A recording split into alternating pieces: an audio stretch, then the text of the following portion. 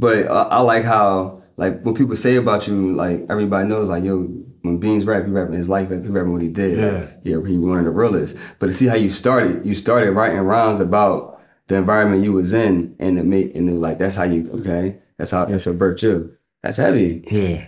During that time, did you realize yourself being a legend during that time? No. Did you picture yourself being in this position? Never. Yeah. It wasn't nothing that I just knew how to do it. I didn't take rap serious. I didn't understand it like that I can be, that people looked at me like on that level. Because I was from the block. Like I ain't see nothing in it but past time. At first, in the beginning, by the time I really caught on, like, yo, this is crazy. It was like, When did you first realize like I can make something out of this, like, or I'm the hottest rapper? When did you realize like I never looked at myself as the hottest rapper. you don't think so? Nah. When people tell you that, how you feel when they say that? I don't know. I always denied that. I never looked at it like I was the best or quote unquote the king. You know what I'm saying? I never looked at it like that. So when It's that, weird because I don't even listen to my own music. oh, shit. Yeah. I barely listen to my own raps. Yeah, it's heavy. Because you came out with your first joint, the best of being the Calvin Kev, Yeah. and that you independent at that time, right? No, I ain't had no. I ain't. When we first started it, Because that was your first tape, right? yeah, first mixtape. Yeah, but we did it so fast. I think we started it when I had got signed to Roc-A-Fella. Oh, I was signed to Roc-A-Fella, but I ain't had no music out. So I had a couple. Really stopped in just to get some coffee, man. They got some Cameroonian coffee that's slamming. You know, yeah. If y'all like coffee, this is the place to come get it. You know.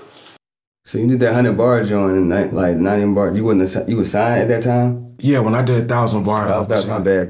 Thousand bars, yeah. Yeah, I was signed to Roc-A-Fella. Yeah. How was it like being signed to Rock? Like, what was that like at that age? You got signed with Roc-A-Fella label. I mean, that was hard. That was a real like accomplishment. Like I still was like in the beginning, like I couldn't believe it. I used to ride back from New York when my man Paco was like, Paco, yo, you believe this shit? And he used to be, I told you. Cause like when you said P, like he a big part of my man Paco, a big part of the Beanie Sigel story. Who? Paco. Who's Paco? One of my childhood friends. Okay. Yeah, my man Paco. He really like, he was probably the first that told me that I was on that level of rappers that was in the industry.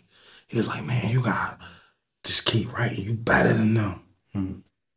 And every night we used to be hustling, selling drugs. We on the graveyard shift, and we'd be in the crack house, and I'd just be writing raps in there. And it's funny because we used to ride up to New York and buy these Ron G mixtapes. And we had this little radio in there. And Paco used to, because there wasn't no instrumentals or nothing back then. So we used to have this little radio and we have our mixtapes. Then we done went up New York the weekend and came back with all these mixtapes. And he used to turn they had the equalizers on the radio then. He used to turn the bass all the way up on the radio and turn the treble all the way down to like drown out the words. So you could just hear like the beat like rocking. And that was like my instrumentals. And he used to play them joints and I used to be sitting in the spot just writing to them joints all night.